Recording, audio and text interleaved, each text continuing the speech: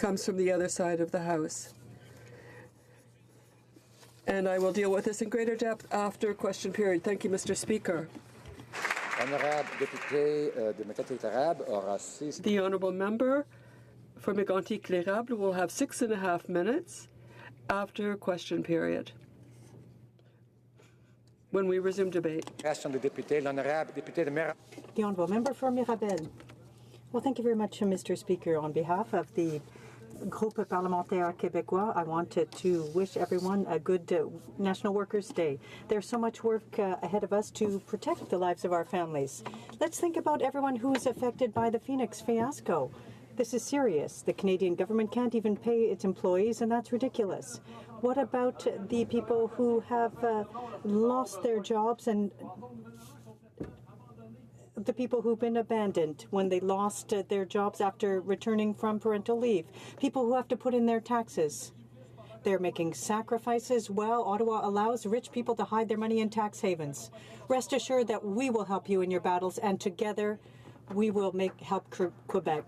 Mission Matsqui, Fraser Canyon. Mr. Speaker, the village of Cache Creek is facing one of the worst flooding in 90 years in the northern part of my riding.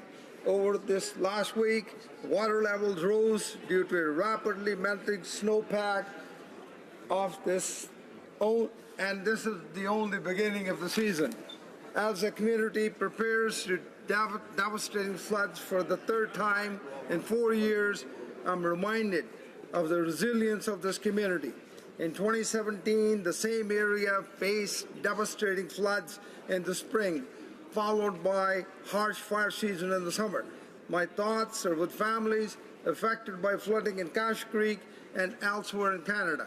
Mr. Speaker, as Canadians across the country prepare for flooding this spring, I want to remind everyone to thank the first responders and their communities as they help to keep us safe and prepared against the elements. Thank you, Mr. Speaker.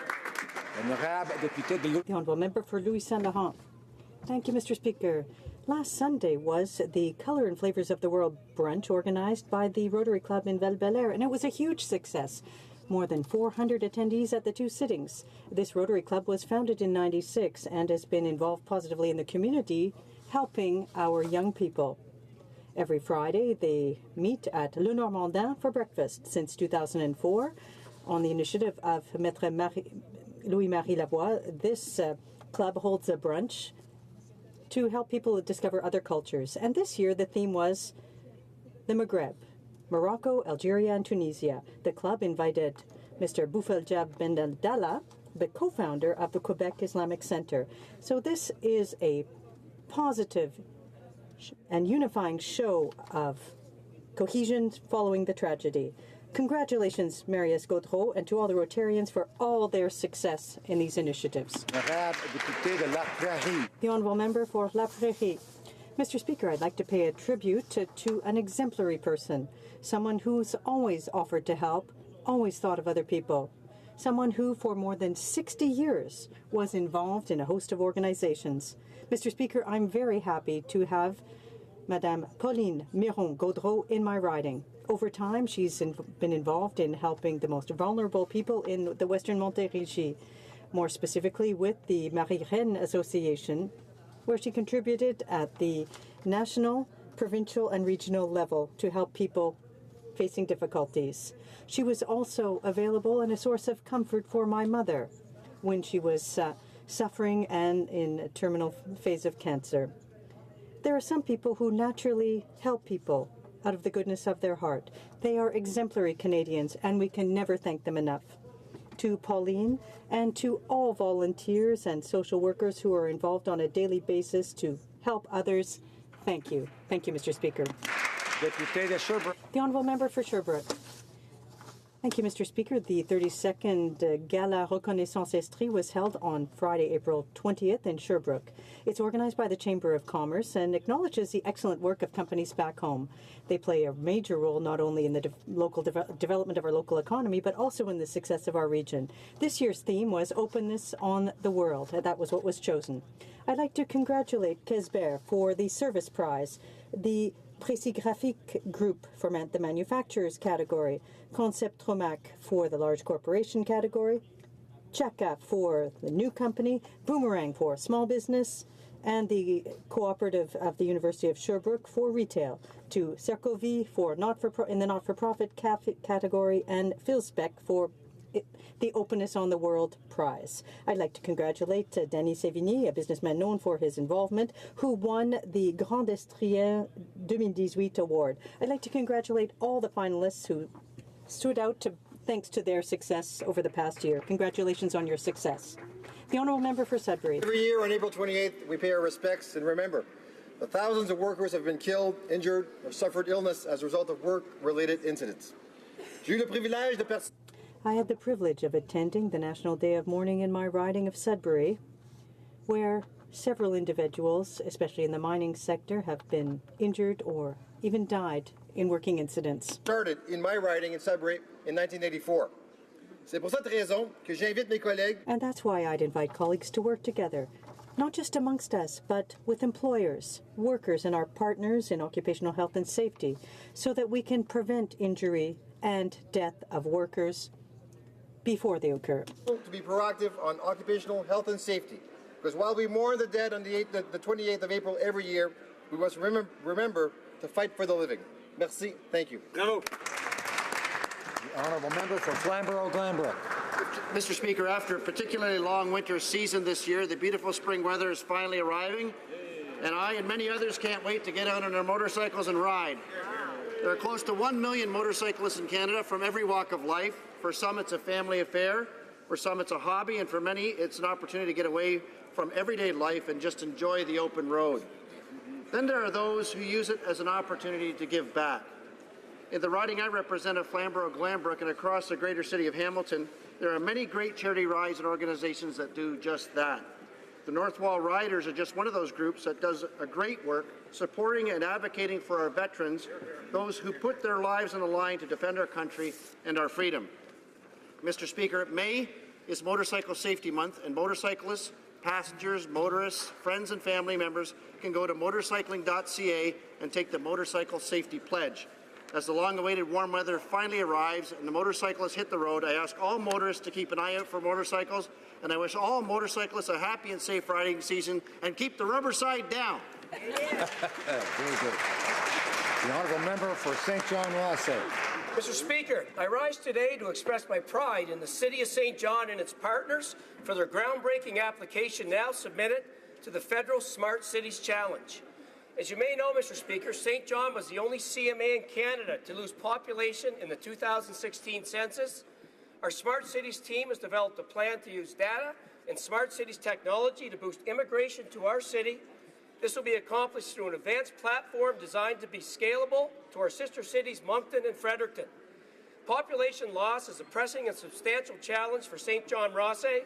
Giving community leaders like those who worked on this application the opportunity to implement innovative and transformational projects like this is one big step in the right direction for St. John. I hope the jury will consider the national significance of this project when making their deliberations, and I am proud to be part of a government that has given our city this tremendous opportunity. Thank you, Mr. Speaker. Honourable Member for Thunder Bay, Rainy River.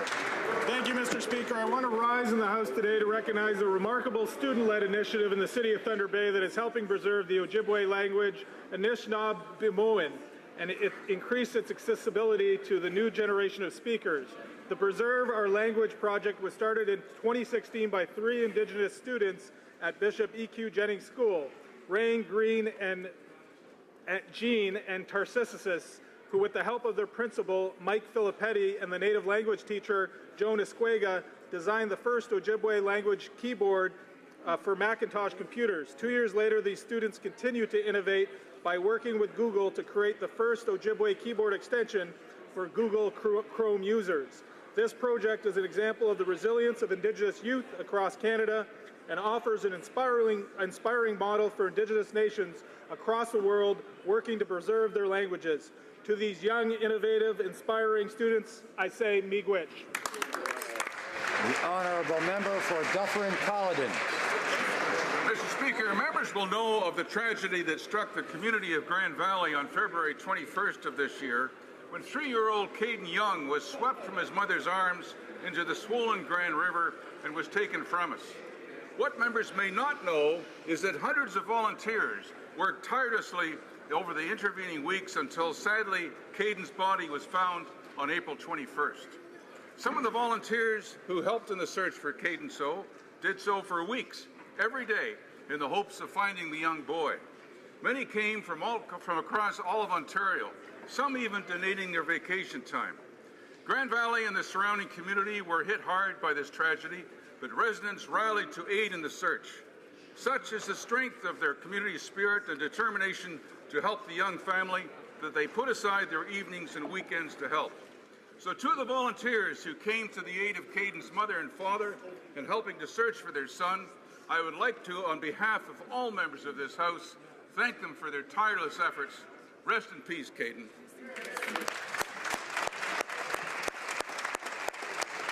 Honourable member for Don Valley West. Thank you, Mr. Speaker. On Sunday evening, I gathered with tens of thousands of Torontonians to remember the victims of the April 23rd van attack. 10 candles burned on stage during our vigil, one for each life cut short and for their families and friends left to mourn. Toronto is not the first city to be hit by a tragedy like this, but this felt close to home, too close, just steps away from Don Valley West, claiming lives of people who have contributed to our community. It has shaken the people of my riding to their core. Renuka Amarasinga is fondly remembered by students and staff at Mark Garneau Collegiate Institute, where she worked. Sohei Chong and Emery D'Amico graduated from Loretto Abbey Catholic Secondary School, just meters from our riding boundary line. The violence on Yonge Street, our main street, where we shop and work and eat and play, has touched all of us. But Toronto is strong, it's inclusive, it's caring, and the legacy of the victims from last Monday will include a city united, a city moving forward together with respect for all.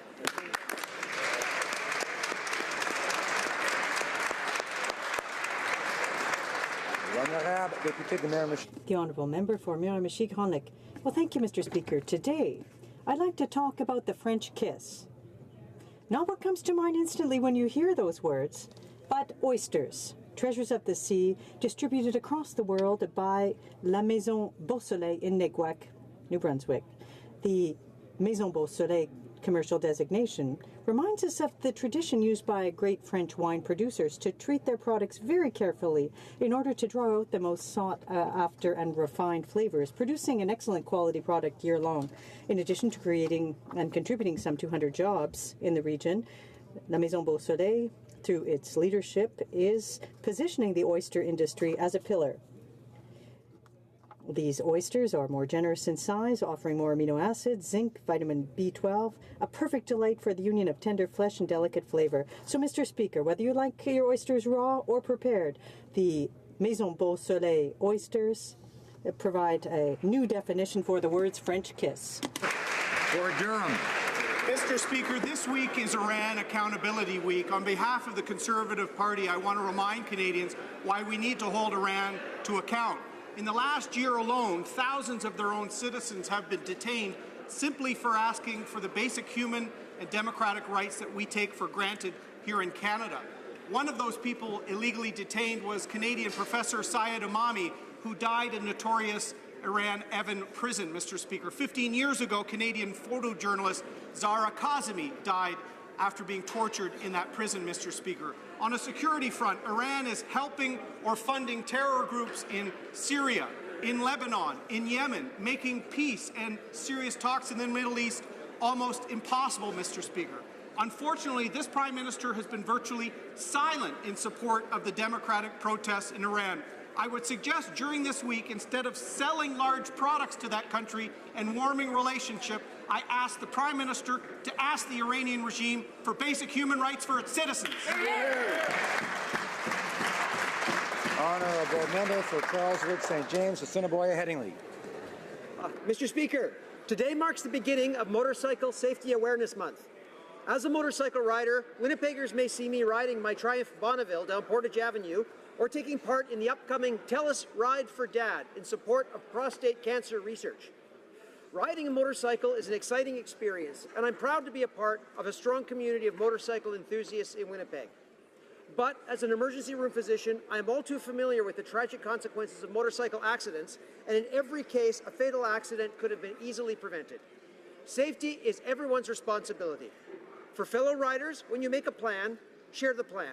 Ensure your family and friends know where you're going, and ride with a buddy who can provide assistance in case of a breakdown. And always ride sober and watch your speed.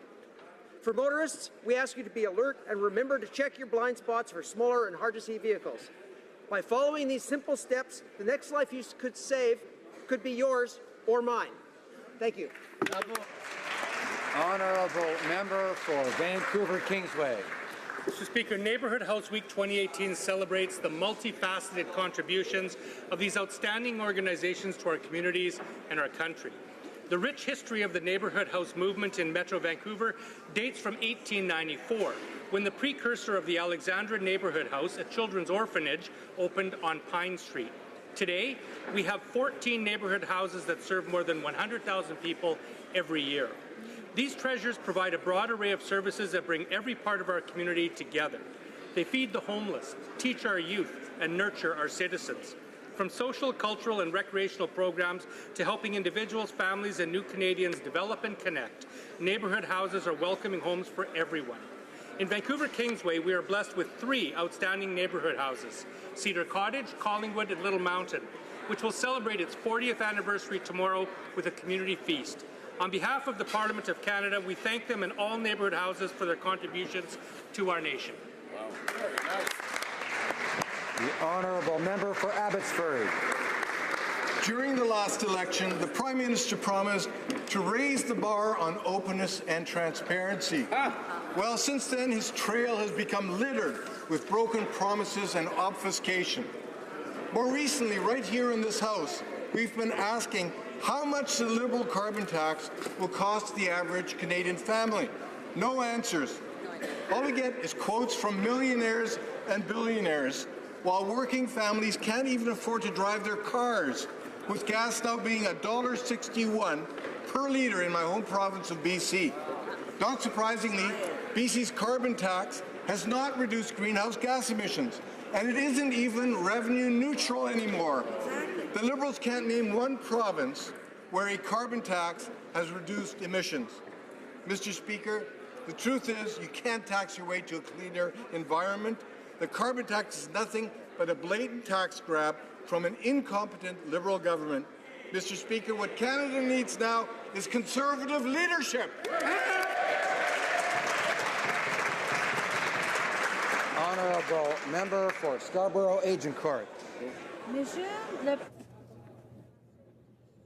Mr. Speaker, my riding of Scarborough Agincourt is one of the most diversified in Canada. From across the world, but in particular from Asia, people from the Tamil community, the Philippines, India, Korea, Pakistan, Vietnam, and many different parts of China and more.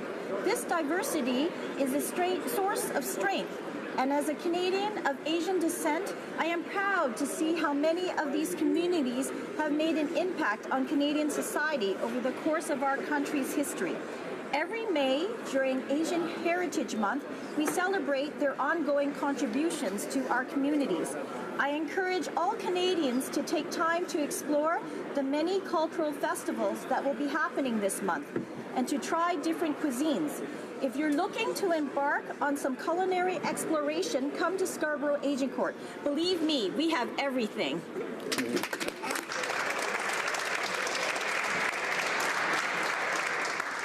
Oral questions, questions orales. The Honourable Member for Milton.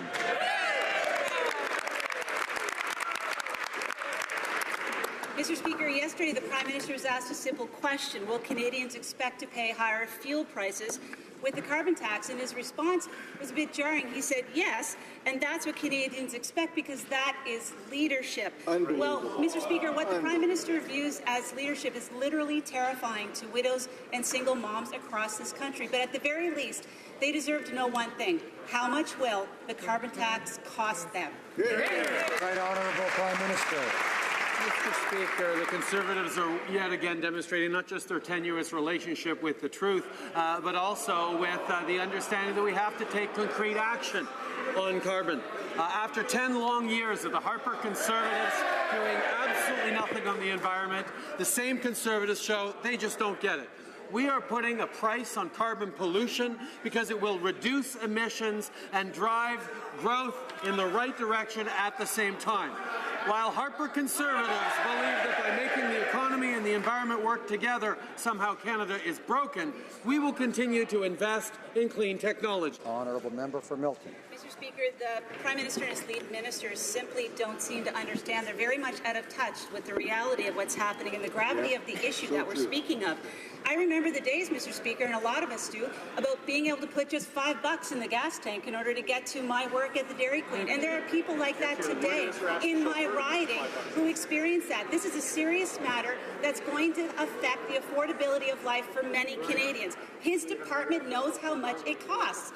Why won't he tell them? Right Honourable Prime Minister. Speaker, we are putting in place practical, low-cost measures to tackle climate change and drive clean growth, including pricing pollution.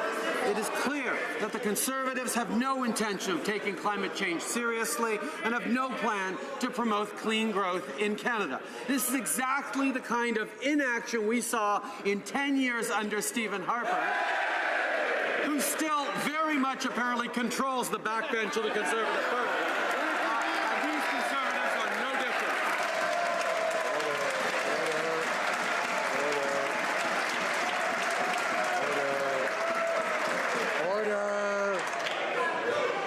Order.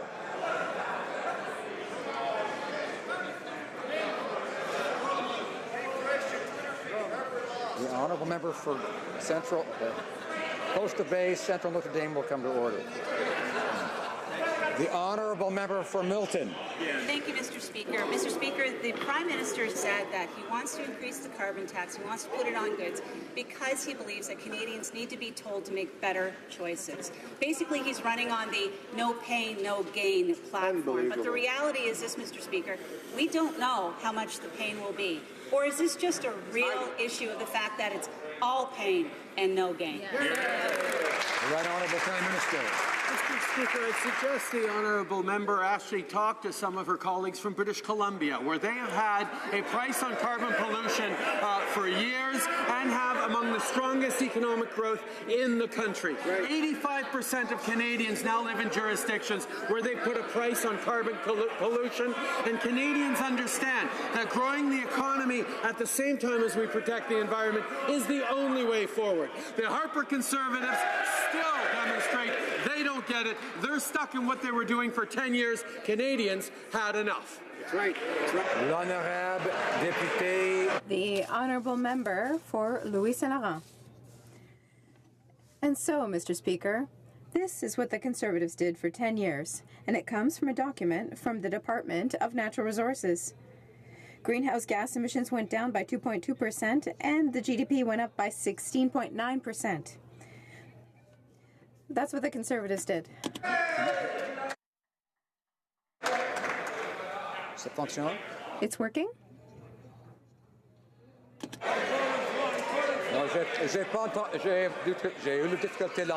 I'm sorry, I had trouble hearing the honourable member. The microphone here was open. It is now closed, and the member for Louis Saint Laurent has the floor. Thank you, Mr. Speaker. It's with great pleasure I will repeat what I said, because it is the truth, and it comes from the Department of Natural Resources of Canada. The Conservative track record from 2005 to 2015 was lower greenhouse gas emissions by 2.2%, and the GDP went up by 16.9%. That's the Conservative track record. Greenhouse gas is down, and better economy, and we did it without the Liberal carbon tax. Why does the Prime Minister want to impose a new tax on Canadians? The Right Honourable Prime Minister. Mr. Speaker, if these Conservatives want to lead another election campaign on the basis of how they did well during the Harper years, I invite them to do so. Canadians rejected Harper's approach, which had the worst track record for economic growth since the Great Depression. who could not create the energy projects and get them to new markets. Those all failed. They did not deliver to Canadians what they needed to. Canadians made a choice, and they rejected Harper and his Conservatives. The Honourable Member for Louis Saint Laurent. Mr. Speaker, I think the Prime Minister made his choice. He's setting aside the truth and facts. We lowered greenhouse gas emissions and improved the economy. The facts are that the Prime Minister has in his hands, as part of the Council of Ministers, he has a document that indicates how much more it's going to cost Canadian families to implement the Liberal carbon tax. Can the Prime Minister be honest with Canadians and table this document so that Canadians know exactly how much the Liberal carbon tax will cost them? The Right Honourable Prime Minister. Mr. Speaker, to make things clear, economic growth that occurred during the Harper years was the worst since the Great Depression among all Canadian Prime Ministers. For 2.5 years, by investing more money into the middle class, by investing in infrastructure, by demonstrating that leadership in the environment and the economy go together, we have the best track record for growth among G7 countries last year.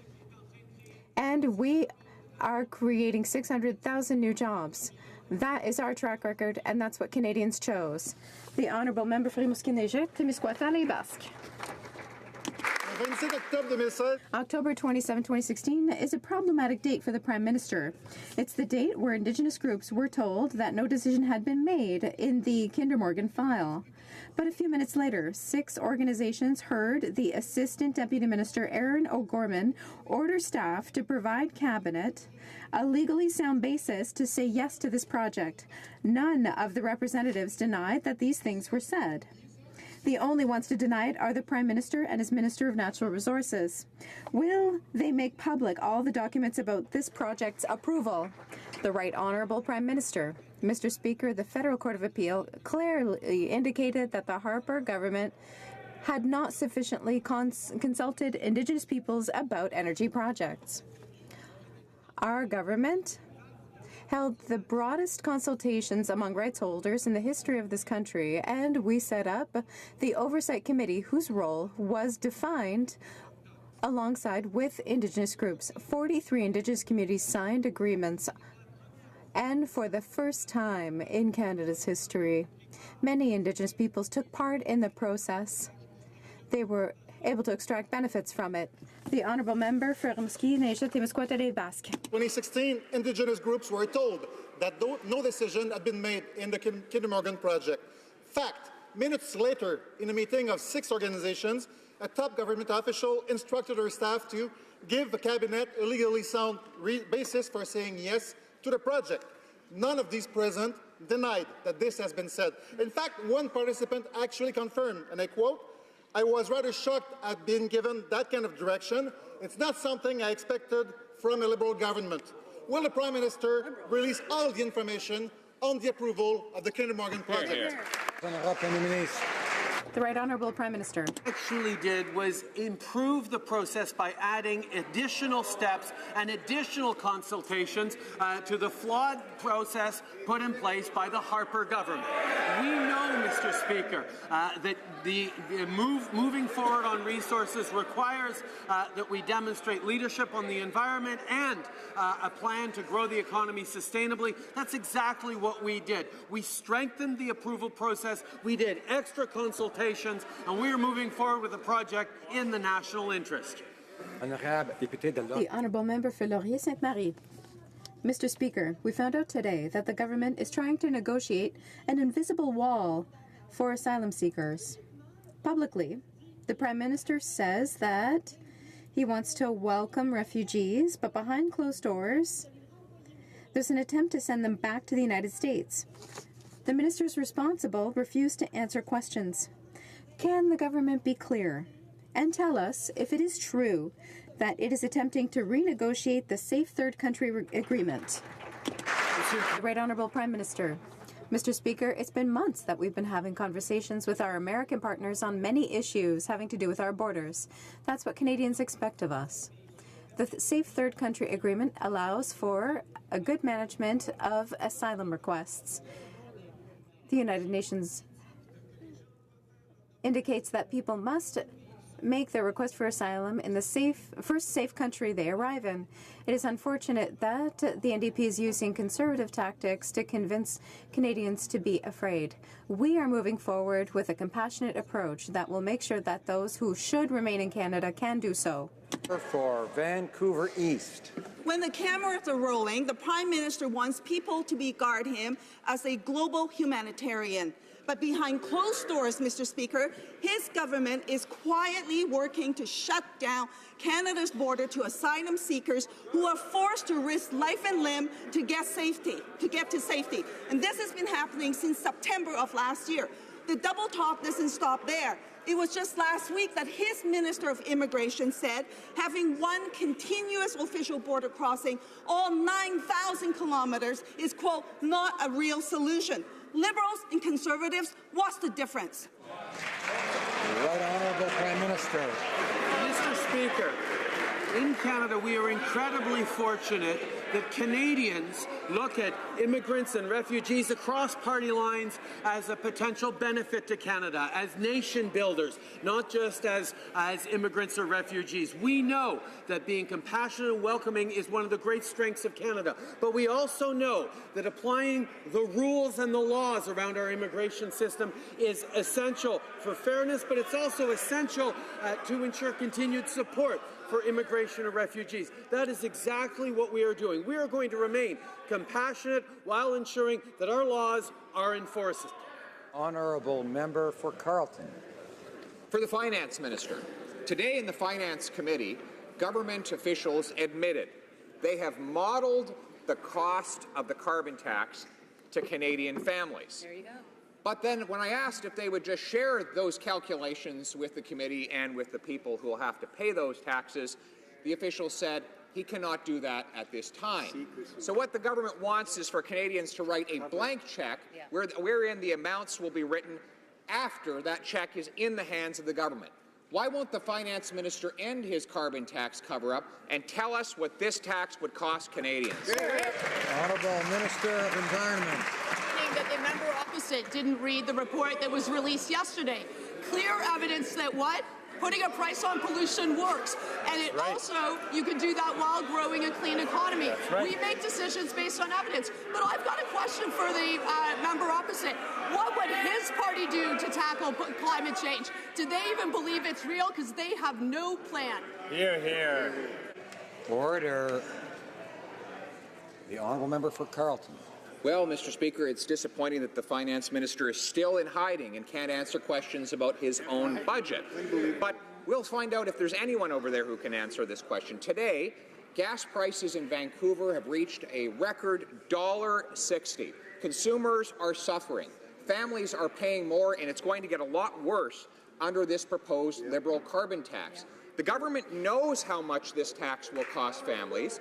Why won't they tell Canadians how much will it cost the average family? The Minister of Environment. Mr. Speaker, I wish the member opposite wouldn't mislead people from British Columbia.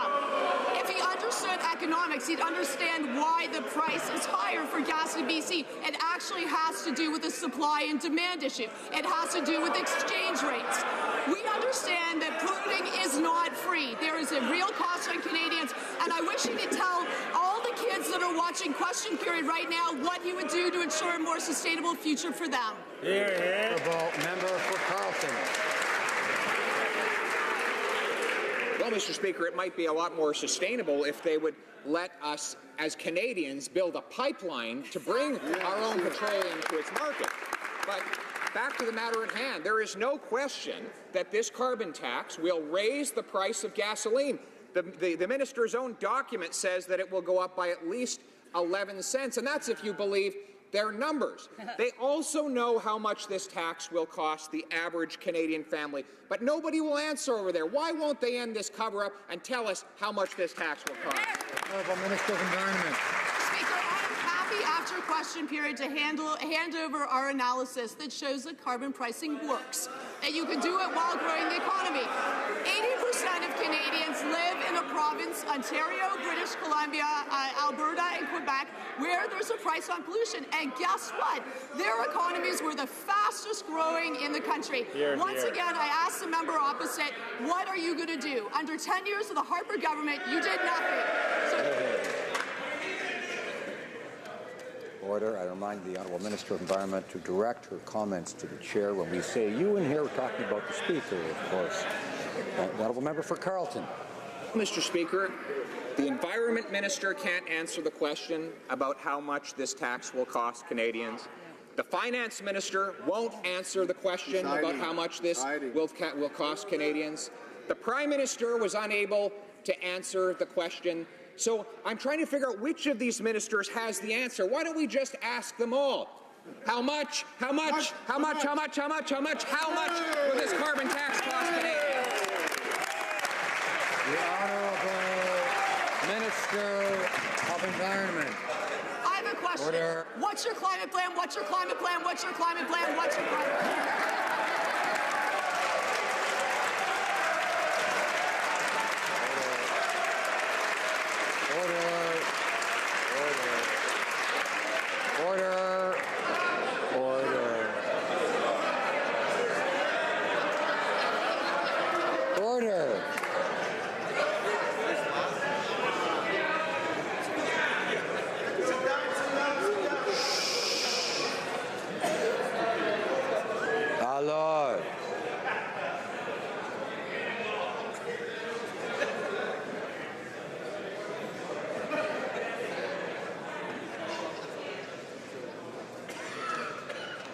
The Honourable Member for Carleton.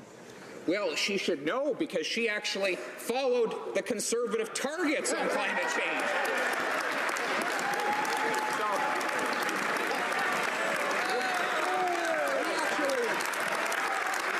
We actually saw greenhouse gases go down at the same time as taxes went down under the previous Conservative government. We saved people money while protecting the economy.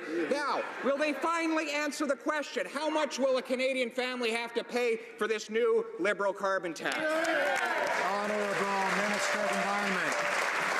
Mr. Speaker, I wish that the party opposite would understand the costs of climate change right now. One of the hardest calls I ever had to do was to a rancher in Alberta, whose whole ranch burned down because of forest fires. There are people that are suffering from floods across the country. The Arctic is literally thawing, and they think it's a joke. Order. I have no trouble hearing the question. We also need to hear the answer. Order. I'd ask my members for Kitchener-Conestoga and others,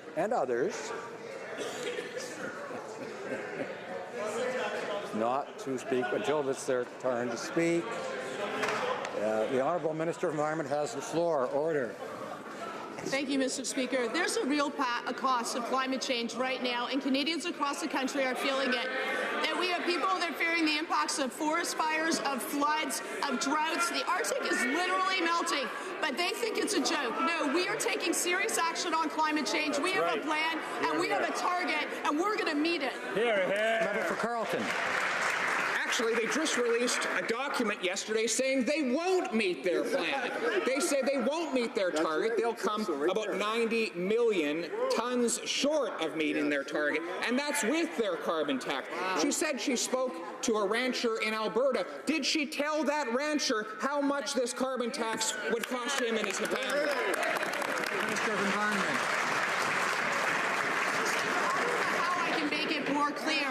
Maybe the member opposite could go call the insurance companies, because insurance companies tell me every day the huge payouts that they're having to pay because of the cost of climate change. Let me also talk about the opportunity, the $23 trillion opportunity, as Mark Carney, the governor of Bank of England, has called it, of clean growth.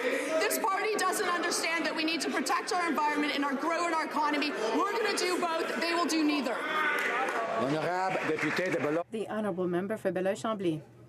Mr. Speaker, a reporter told us that the Department of Justice fought hard to have a Canadian extradited Hassan Diab, even if the file did not have enough evidence or evidence that was unreliable. According This was done in spite of human rights extended to every Canadian citizen. What has Canada been doing since Mr. Diab has been returned to ensure that this nightmare never happens again? The Honourable Minister of Foreign Affairs. We have fought for the return of Mr. Diab in Canada. That was a very important issue for all of us. We are delighted that he is back in Canada. We are aware of the reports of involvement of federal public servants in his extradition. That happened under the previous government. I think it is important to take that into account. The Honourable Member for Belleuil-Chambly. The government was using low burden of proof to extradite Mr. Diab to France, a burden of proof that was so insufficient that it didn't hold up in a French court. And Mr. Speaker, in a 2006 Supreme Court ruling, the court said that courts have to stop rubber stamping foreign extradition requests and start weighing evidence presented by foreign countries. So can the minister explain how the Department of Justice is supposed to deal with this issue when they're investigating themselves, and when will they actually fix this broken extradition system that people are paying with their livelihood? Honourable Minister of Foreign Affairs. Mr. Speaker, I am really glad to have that question. We advocated at every level for Mr. Diab's return to Canada. It is an issue that I took very personally, and I am very glad he is back home in Canada with his family. I have read the reports of the involvement of government officials in his extradition. This happened under the previous Harper government, and I think that this is indeed a matter which it is important to look into. The Honourable Member for Richmond Centre. It's past 7 minutes, and I said, no, it's not. Mr. Speaker, this year thousands of people will cross into Canada illegally. The Prime Minister created this mess with his tweet, and he's providing special treatment to those who skip the line and enter Canada illegally. What message does this send to the thousands of immigrants that have followed the rules? What the party opposite does not seem to understand is that we can be both. We can both protect the security and safety of Canadians while meeting our international obligations for refugee protection. We have a proud record of doing both. The party opposite wants to set one group of immigrants against another, and that is the politics of division and fear that Canadians rejected in 2015. The member for Richmond Centre. I've heard from my constituents who are frustrated by wait time to sponsor their families. While there's a strict limit on the number of family members that can come to Canada, yet there seems to be no limit to the number of illegal border crossers that are allowed in. Can the Prime Minister please explain how it is fair to keep families apart while awarding those who break the law? The party opposite is trying to muddy the waters. They know very clearly that refugees are processed in a different stream with the Immigration Refugee Board, and that other immigrants are processed by Immigration Refugee Citizenship Canada. But let's talk about processing times. Processing times under the Conservatives for spouses were more than 26 months or longer. Spouses and children and families were kept apart for a very long time. We brought that down to 12 months or less. Let's talk about living caregiver program. Families were kept apart between 5 to 7 years, Mr. Speaker. We've reduced that by 12 months or less. Mr. Speaker, we have a great... Honourable Member for Edmonton Manning. Mr. Speaker, the Liberals are mismanaging our immigration system. In just the past year, over 20,000 asylum seekers have illegally crossed the borders into Canada. This Prime Minister's policies encouraging illegal immigrants to jump the queue while those who follow the rules have to wait longer. Can the Prime Minister explain to me how is that fair? Minister of Public Safety. Mr. Speaker, the honourable gentleman needs to understand the rules. In fact, when someone crosses the border inconsistently with the rules, they are arrested, they are questioned, they are identified both biographically and biometrically. Their identity is checked against every Canadian and U.S. database for any immigration or criminal or security flags. And then they are required, Mr. Speaker, to in fact prove the necessity for protection from Canada. If they cannot prove that, Mr. Speaker, their admissibility is denied and they are removed from the country. Honourable Member for Edmonton Manning. while Canadians like Roxana have been trying to privately sponsor a refugee from Djibouti, and the wait time is up to 7 years long. Yet, there are people who are walking across the borders illegally and immediately getting to stay in Canada. Canadians and those who wish to come to Canada legally are frustrated. Why is the Prime Minister rewarding those who break the law and punishing those who play by the rules? The Minister of Immigration. Committed to a system of immigration that puts priority on the safety and security of Canadians while continuing to meet our international obligations. But let's talk about their record, Mr. Speaker. They had an abysmal record when it comes to refugees, privately sponsored or government sponsored. They cut refugee health care, Mr. Speaker. They pit one group of immigrants against another, Mr. Speaker. That is the politics of fear and division that Canadians resoundingly rejected in 2015. And with rhetoric like that, they'll spend another decade in opposition, Mr. Speaker. L'honorable député de Rosemont, la petite patrie. The honourable member for Rosemont, la petite patrie. We all know the story. It's Monday morning, and a student suddenly realizes that he hasn't done the homework that's due today. Jumps in the school bus and scribbles an assignment along the way. Usually the result isn't too impressive. But that's exactly what's happening with the Liberals and their electoral reform. In November 2016, they tabled a bill, then they fell asleep at the switch. And now they're suddenly waking up, after having broken their main electoral promise. Why table a bill that likely won't even take effect before the next election? Honourable President of the Treasury Board. Speaker, C-76 will strengthen Canada's electoral system, and it will increase the participation of Canadians in our electoral process. I spoke to the acting chief electoral officer yesterday, in fact, about the legislation and the potential to increase the transparency of our electoral process, to make elections more accessible and the electoral process more secure is an important one, and that's why this bill, it's important that we pass this through Parliament and the Senate, and it's important that we continue to make sure that it is in place, in fact, for the next election. I have every confidence it will be. Honourable Member for Skeena Bulkley Valley. It was so important to them that they sat on the bill for a year and a half. They just introduced a 250-page omnibus voting bill, which is kind of ironic. Coincidentally, also yesterday was Elections Canada's deadline to pass legislation so they can run our elections fairly. After hitting the snooze button for more than a year and a half, Liberals are now reaching out for the panic button. You'd think after betraying his promise that 2015 was the last election under first past the post, the Prime Minister would have at least gotten his homework in on time. So my question is simple. The voting system doesn't belong to Liberals, it belongs to all Canadians. Will they commit to cross-country hearings so that all Canadians can have their voices heard? Honourable President of the Treasury Board. Mr. Speaker, I thank the honourable member for his question. I also thank the New Democrats for what they said yesterday, that they actually agree with some of the provisions in C-76.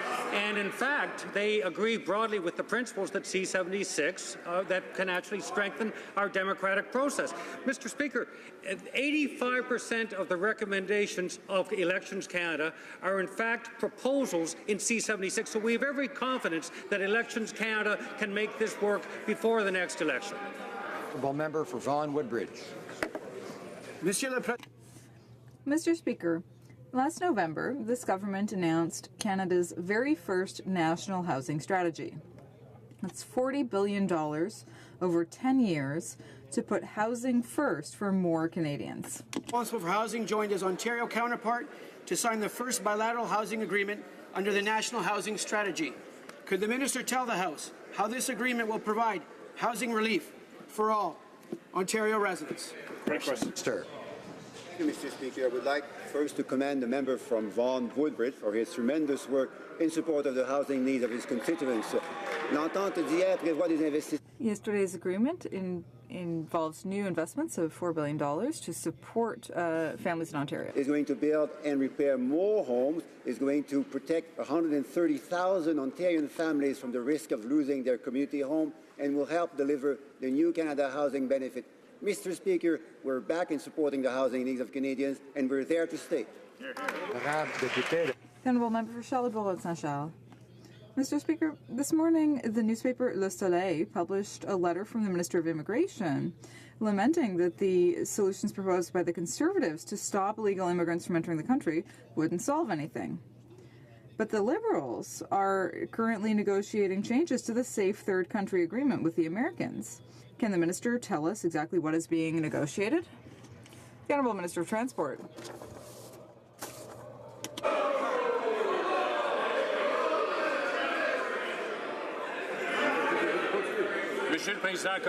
Mr. Speaker, as we've said many times, we believe in a system that will welcome refugees as long as the rules are followed. That is why we are working closely with the provinces, including Quebec and Ontario. And of course, we are constantly in dialogue with our neighbors. Our American neighbors are facing a lot of issues, and this situation concerns them too. So we are talking to them, and we will continue to do so that we can manage the situation. Thank you. The Honourable Member for Charlebourg-Haute-Saint-Charles. Mr. Speaker, I would have liked to have an answer from the Minister of Immigration, but now I'd like to know, is the Minister saying that the U.S. Homeland Security Agency is lying when they say that they're negotiating with the Government of Canada? Is the Minister ready to continue down this path just to play a political game because he can't admit that the solution proposed by the Conservatives is the best solution? How can we trust this government? Who's telling the truth? The Honourable Minister of Transport. Mr. Speaker, I'm very proud to be the chair of the working group that is managing this file. I am also qualified to answer that question. I certainly didn't appreciate my colleague's comment at the beginning of his question. We are working on this issue.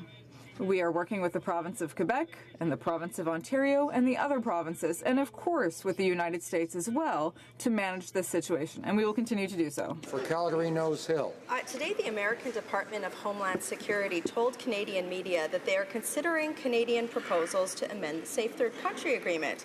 After a full year of Conservatives demanding that this loophole that incents people to illegally enter Canada, while hundreds of thousands of others wait years to legally enter the country, we found out from the Americans that in spite of the minister stating on the record otherwise, that there were, quote, proposals on the table.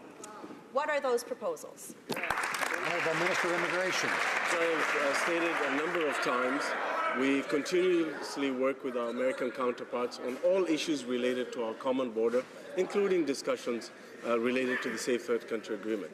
What I have also stated on the record numerous times is that there are no formal negotiations with respect to the Safe Third Country Agreement.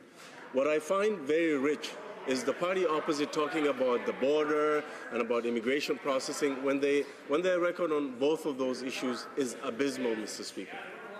The Honourable Member for Calgary Nose Hill. Let me tell you what that's code for, Mr. Speaker. Our hashtag Welcome to Canada Prime Minister doesn't want to walk his tweet back and alienate NDP voters, so he's happy to negotiate in secret with the Americans and then hopes that he can blame their delay for his lack of political will. In the meantime, tens of thousands of people have and continue to illegally stream across our borders.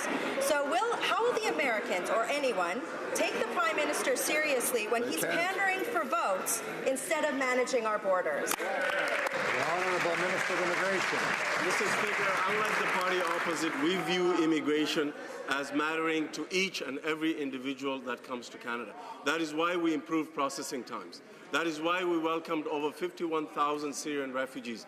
That is why, under our leadership, we've been able to provide a home to 1,300 survivors of Daesh atrocities. What was their record under their watch? They brought a grand total of 3 Yazidi refugees to Canada, Mr. Speaker. What was their record in terms of treatment of refugees? They cut refugee health care to the most vulnerable, pregnant women, victims of torture. That is their record, Mr. Speaker. The Honourable Member for Disnethi, Mississippi, Churchill River. First Nations leaders are discussing federal legislation and whether or not this government is committed to the free, prior, and informed consent of First Nations people. The government has said its most important relationship is with Indigenous peoples. But when it comes to implementing Indigenous languages and protecting First Nations land and water, little has been done. When can the First Nations expect progress, and how has the government implemented free, prior, and informed principles into their agenda? The Honourable Minister of Tri-Indigenous Relations. Mr. Speaker, I thank the member for the question and for her ongoing advocacy on all issues related to Indigenous people in this country. The Government of Canada does believe that the relationship with Indigenous people is the most important, and as stated in the mandate letter of every minister, this new relationship must be based on the recognition of rights, respect, cooperation and partnership, and that is being fed into the new legal framework for rights recognition, as well as into the very important legislation being brought forward by the Minister of Heritage. Honourable Member for Timmins, James Bay. Speaker, the work of reconciliation is far from done, but today is a good day, a historic day, as the Parliament of Canada reaches out directly to Pope Francis to ask him to work with us and to issue that formal apology for the Catholic Church's role in establishing, running, and covering up the crimes of the residential schools. To the Prime Minister, what formal steps will he take to express the will of Parliament to Pope Francis and to call on the Catholic bishops to pay the proper compensation for the crimes? It's about moral leadership. Minister of Crown and Indigenous Relations. Mr. Speaker, I thank the member also for his ongoing advocacy, and particularly with respect to this issue. The Truth and Reconciliation Commission's call to action provide a roadmap for the journey of reconciliation, and our government, as you know, is committed to working with partners, all partners, to ensure all calls to action are implemented. Call to Action 58 calls on the Pope to issue an apology to residential school survivors, their families, and communities. I have written to the Canadian Council of Catholic Bishops to request a meeting to move this important step forward and hope that they will meet directly with survivors. I look. The Honourable Member for Caribou, Prince George. Mr. Speaker, we're hearing news that surf clam workers in Grand Bank are already having their hours cut. The minister says he has a plan. The minister says he stands with the people of Grand Bank. Will he stand with them on the unemployment line when they're struggling to find jobs? Will he stand with them when they're struggling to feed their families, or pay their mortgages, or send their kids to summer camp? If the minister is truly committed to standing with the people of Grand Bank, will he reverse his corrupt surf clam decision, recuse himself, and restart the process? Order. I would ask members to be careful in terms of what kinds of wording they use in the House. We don't call each other corrupt on either side around here. The Honourable Minister of Fisheries. Thank you, Mr. Speaker. Mr. Speaker, as I've explained in this House a number of times, our government made a decision to include a new entrant in this important fishery. We thought it was also important to have significant Indigenous benefits from this decision. We're proud that a partnership was formed between a company with experience in offshore fisheries and Indigenous communities from 5 provinces, 4 Atlantic Canadian provinces, and Quebec. Mr. Speaker, we also understand the importance of the facility in Grand Bank, and we think the member should be careful not to raise fears unreasonably in that community, as he's done from the beginning. Member for Caribou, Prince George. But, Mr. Speaker, today we learned his Liberal friends that have all this experience now admit they won't be surfing the clam fishing or clamfish or surf clam this season, and maybe not even next season, Mr. Speaker. Why? Because they don't have a boat. They gave the lucrative quota to his Liberal buddies, knowing full well their application did not meet critical bid criteria. If the Liberal MPs from the Rock won't say it, looking after his Liberal buddies is shameful. Given this new information, will the minister finally do the right thing and reverse this questionable decision? Mr. of Fisheries. Mr. Speaker, as I've had a chance to explain in this House before, the previous Conservative government, in fact, had a plan in 2014 and 2015 to bring a new entrant into this fishery. So if they were going to include a new entrant in this fishery, it's obvious at that time that their concern for the people of Grand Bank had somehow been forgotten, because that decision would have had exactly the same consequences that they're now exaggerating for the people of Grand Bank. But, Mr. Speaker, what they forgot to do in that process was include Indigenous communities, and we're proud to have done so, and that's why we're proud of this decision. The Honourable Member for Carlton Trail, Eagle Creek. Thank you, Mr. Speaker. Delays in passing legislative changes to improve the rail transportation system are entirely of the Liberals' own making. They wasted over a year between receiving the Emerson report and introducing Bill C-49. Now, the Liberals are rejecting reasonable amendments that will improve the legislation for grain shippers. Mr. Speaker, this may well be the strangest question you will hear today. But when will the government stop messing around and pass their own bill? Good question. Minister of Transport. Well, I certainly hope, Mr. Speaker, with the cooperation of the Harper Conservatives, that we're going to be able to do it as quickly as possible. Unfortunately, they don't know whether they're coming or going. Last November, they actually voted against Bill C-49, and for 10 long years, they had a chance to demonstrate an initiative by modernizing freight rail legislation. Did they do it? No, they were totally absent. Honourable Member for Ottawa-Vanier. Mr. Speaker, the National Research Council has always played an important role in research and innovation in order to help companies innovate, grow and develop, create new jobs, and improve the health system for all Canadians. From their work developing canola, an industry that employs over 250,000 Canadians, to their efforts to develop green technologies, the NRC researchers are essential to growing the Canadian economy. Can the Minister tell the House how our government is supporting the NRC's important work? Honourable Minister of Science. Monsieur le Président. Mr. Speaker, our government is committed to supporting research and innovation. I'd like to thank the member for Ottawa-Vanier for having ardently championed research in Canada. Role in developing new technologies that improve the lives of Canadians. Budget 2018 invested $540 million in the NRC to promote discovery research and to increase research collaboration with academic and industrial partners. The Honourable Member for Sherwood Park, Fort Saskatchewan. Mr. Speaker, Liberals have called the Iranian government elected, but the people of Iran and of the region know that this regime is the leading sponsor of global terror, murder and violence. While this regime continues to deny responsibility for the murder of Canadians, this Liberal government is helping Iranian officials shop for aircraft with high-level meetings here in Ottawa. Now, selling aircraft may be good for the shareholders of Bombardier, but how does it help the many, many victims? When will this government take off the rose-colored glasses and end their failed appeasement policy? Minister of Foreign Affairs. Mr. Speaker, as long as Mariam Mombaini is not able to leave Iran, the focus of any discussions with Iran will be on getting her home to Canada. I have raised Mrs. Mombaini's situation directly with Iran's ambassador to the UN. I will continue, and our government will continue, to demand answers from the government of Iran on the circumstances surrounding the detention and death of her late husband, Professor Syed Imami. Human rights are important to us around the world, very much including in Iran. The Honourable Member for Elmwood-Transcona. Last week, in light of concerns about the new central vote and the main estimates, I asked the President of the Treasury Board for a take-note debate on that matter. Today, the Parliamentary Budget Officer confirmed that that vote is riddled with problems that pose serious challenges to parliamentary oversight of government spending. So in light of those concerns, in light of the fact that it's wrong for the government to make unilateral changes to the foundations of Parliament, instead of making it look like the government has something to hide, will the Minister today commit to having a take-note debate in the House on that matter? President of the Treasury Board.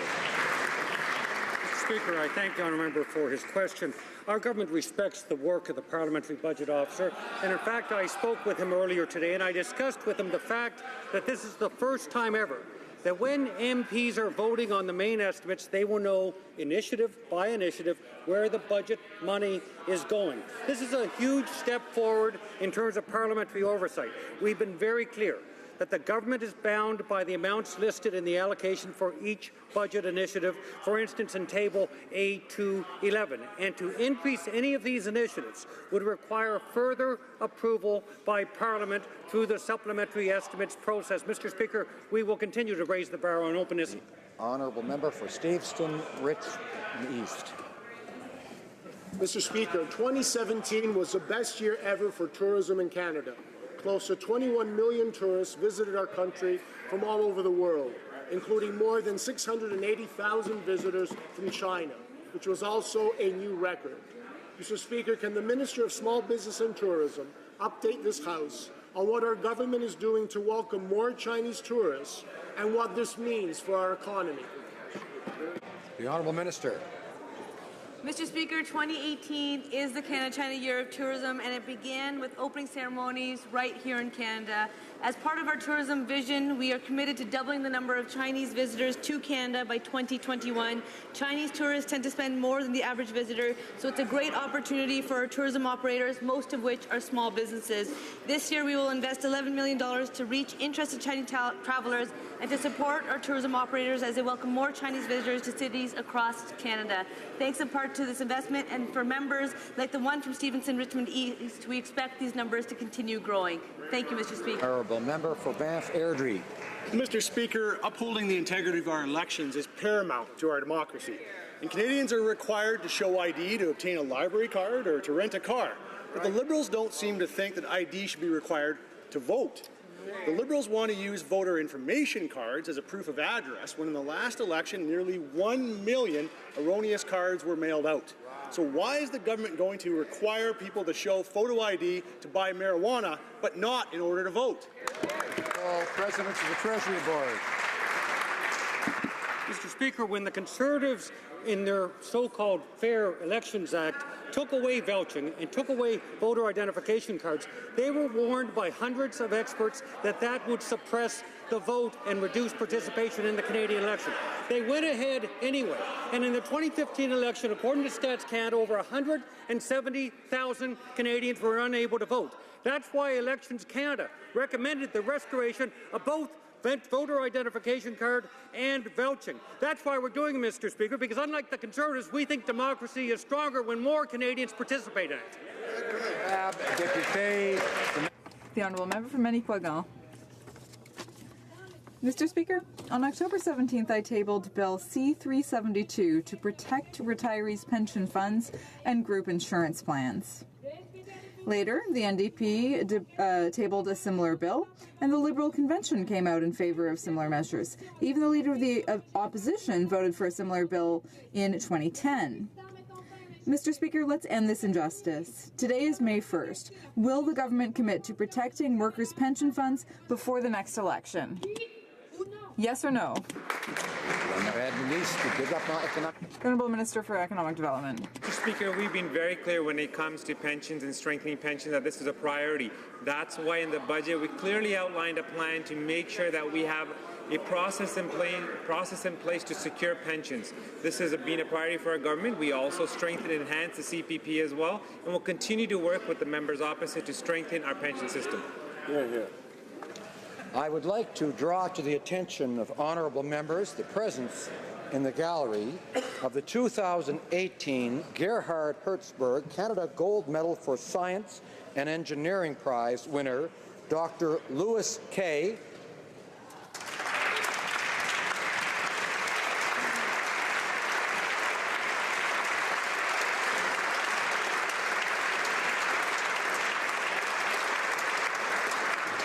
And the 2018 John C. Polanyi Prize winner, Dr. Michael Organ.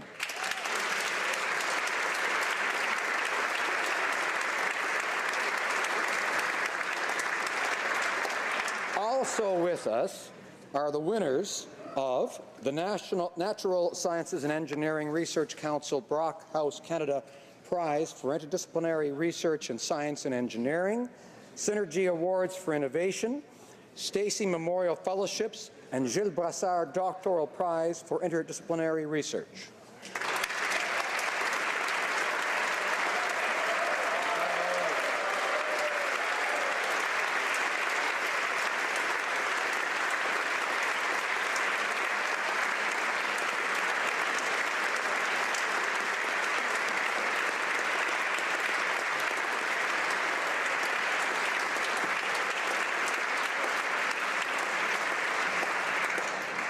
I have the honor to inform the House that a communication has been received as follows. May 1st, 2018. Mr. Speaker, I have the honor to inform you that the Right Honourable Julie Payette, Governor-General of Canada, signified royal assent by written declaration to the bill listed in the schedule to this letter on the first day of May 2018 at 10:55 a.m. Yours sincerely, Assunta G. Lorenzo.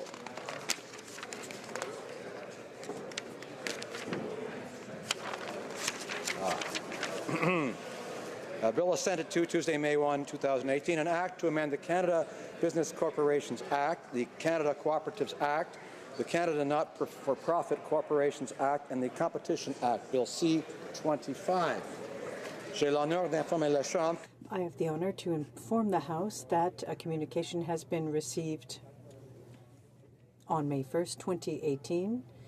Mr. Speaker, I have the honor to inform you that the Right Honourable Julie Payette, Governor-General of Canada, granted royal assent by written decree to the bills listed in the appendix on May 2nd, 2018. Sincerely, Assunta Di Lorenzo. The bill having received royal assent is an act to amend the Corporations Act, the Canada Cooperatives Act, the Canada Not-for-Profit Corporations Act, and the Competition Act, Bill C-25. 3:10 p.m. pursuant to order made on Thursday, April 26, 2018, the House will now proceed to the taking of the deferred recorded division on the motion of Mr. Angus relating to the business of supply. Calling the members.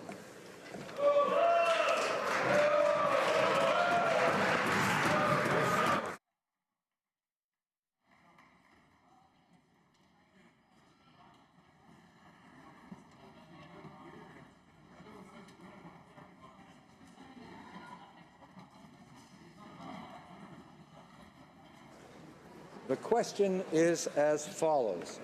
Mr. Angus, shall I dispense? No, I'm hearing no's. Seconded by Mr. Saganash, moved that in responding to the call of the Truth and Reconciliation Commission to move our nation on a path of true healing for the crimes of the residential school era, the House, A, invite Pope Francis to participate in this journey with Canadians by responding to Call to Action 58 of the Truth and Reconciliation Commission's report and issue a formal papal apology for the role of the Canadian Catholic Church in the establishment, operations, and abuses of the residential schools. B, call upon the Canadian Catholic Church to live up to their moral obligation and the spirit of the 2006 Indian Residential School Settlement Agreement and resume best efforts to raise the full amount of the agreed-upon funds. And C, call on the Catholic entities that were involved in the running of the residential schools to make a consistent and sustained effort to turn over